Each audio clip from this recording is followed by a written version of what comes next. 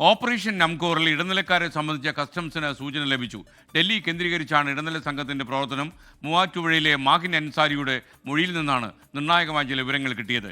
കൊച്ചിയിലെ കുണ്ടന്നൂരിൽ നിന്ന് പിടിച്ചെടുത്ത ലാൻഡ് ക്രൂയിസർ വാഹനം ഭൂട്ടാനിൽ നിന്ന് നേരിട്ടിറക്കിയതെന്നാണ് കസ്റ്റംസ് ഇപ്പോൾ കണക്കുകൂട്ടുന്നത്. നിതിൻ അംബുജൻ വിവരങ്ങളുമായി ചേരുന്നു. ഇയാൾ പഠിച്ച ഒരു കക്ഷിയാണല്ലേ മാഹിൻ അൻസാരിയുടെ വിശദാംശങ്ങൾ.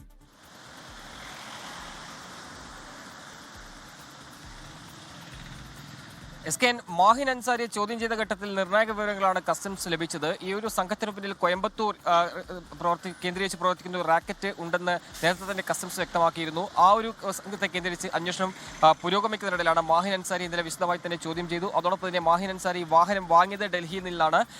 അതിനുശേഷം ഡൽഹിയിൽ നിന്ന് കേരളത്തിലേക്ക് എത്തിക്കുകയാണ് ചെയ്തത് എന്നാണ് മാഹിൻ അൻസാരി കഴിഞ്ഞ ദിവസം അന്വേഷണ സംഘത്തിന് നൽകിയ മൊഴി. പക്ഷേ അത് അന്വേഷണ സംഘം ഇതുവരെ അത് പൂർണ്ണമായും ഒരു വിശ്വാസത്തിലെടുക്കുന്നില്ല. കാരണം ഇത് ഡൽഹിയിൽ ഭൂട്ടാനിൽ നേരിട്ടിറക്കിയ വാഹനമെന്ന് കണക്കാക്കി തന്നെയാണ് ഇപ്പോൾ കസ്റ്റംസ് അതിൻ്റെ ഒരു അന്വേഷണം തുടർന്നു വരുന്നത്. അരുണാചൽ പ്രദേശിലെ നംസായി എന്ന RTOയിലാണ് ഇത് വാഹനം രജിസ്റ്റർ ചെയ്തിരിക്കുന്നത്. അസം സ്വദേശിയുടെ പേരിൽ അത് വ്യാജ മേൽവിലാസത്തിൽ എന്ന ഒരു കണക്കാക്കി തന്നെയാണ് ഈ അന്വേഷണം മുന്നോട്ട് പോയത്. എന്തായാലും മാഹിൻ അൻസാരിയിൽ നിന്ന് മാഹിൻ അൻസാരിക്ക് ഏതാണ്ട് 20 ലക്ഷത്തോളം രൂപ ഈ വാഹന ഇടപാടുമായി ബന്ധപ്പെട്ട് നഷ്ടപ്പെട്ടിട്ടുണ്ട്. അതുമായി ബന്ധപ്പെട്ട രേഖകൾ കസ്റ്റംസിന് കൈമാറിയിരിക്കുകയാണ്. അതോടൊപ്പം തന്നെ ഡൽഹി കേന്ദ്രീകരിച്ചുള്ള ഏജന്റിനായുള്ള ഒരു അന്വേഷണം ഇപ്പോൾ പുരോഗമിക്കുന്നു. കാരണം ഡൽഹി കേന്ദ്രീകരിച്ചുള്ള ഏജന്റുമായി ബന്ധപ്പെട്ട വിവരങ്ങൾ കസ്റ്റംസിന് മാഹിൻ അൻസാരി കൈമാറിയിട്ടുണ്ട്. അതുകൊണ്ട് തന്നെ ഈ സംഘത്തെ കേന്ദ്രീകരിച്ചുള്ള അന്വേഷണം ഇപ്പോൾ എന്തായാലും കസ്റ്റംസ് ഭാഗത്തും തുടരുന്നുണ്ട്.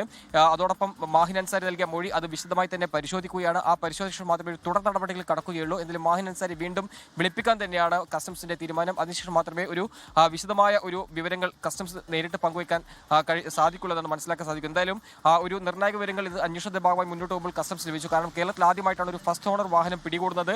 ആ പിടികൂടിയ വാഹനത്തിന് സംബന്ധിച്ച് ചോദ്യം ചെയ്ത ഘട്ടത്തിൽ വിവരങ്ങൾ ശേഖരിച്ച ഘട്ടത്തിൽ ഇത്രയും വിവരങ്ങൾ കസ്റ്റംസിന് ആദ്യമായി ലഭിക്കുന്നുണ്ട്. അതുകൊണ്ട് തന്നെ ഒരു വഴിത്തിരിവായി എന്ന് തന്നെ പറയാം ഇന്നലത്തെ ചോദ്യം ചെയ്യൽ നടപടി. അതിനുശേഷം നിർണായക വിവരങ്ങൾ പങ്കുവയ്ക്കുമ്പോൾ ഇനി ഡൽഹി കേന്ദ്രീകരിച്ചുള്ള ഈ റാക്കറ്റിലേക്കും ഇത്തരം ഒരു അന്വേഷണം നീളും എന്ന കാര്യത്തിൽ സംശയമില്ല. അതോടൊപ്പം തന്നെ കോയമ്പത്തൂർ ബേസ് ചെയ്തിട്ടുള്ള റാക്കറ്റ് കേന്ദ്രീകരിച്ചും അന്വേഷണം തുടരുന്നുണ്ട്.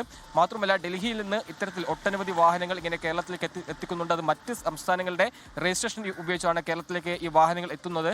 അതിന്റെ ഒരു ഇടനിലക്കാരെ സംബന്ധിച്ചുള്ള വിവരങ്ങൾ തന്നെയാണ് ഇന്നലെ മാഹിൻ അൻസാരി ചോദ്യം ചെയ്ത ഘട്ടത്തിൽ അന്വേഷണ സംഘത്തിന് ലഭിച്ചിരിക്കുന്നത്. എസ്.കെ.എൻ.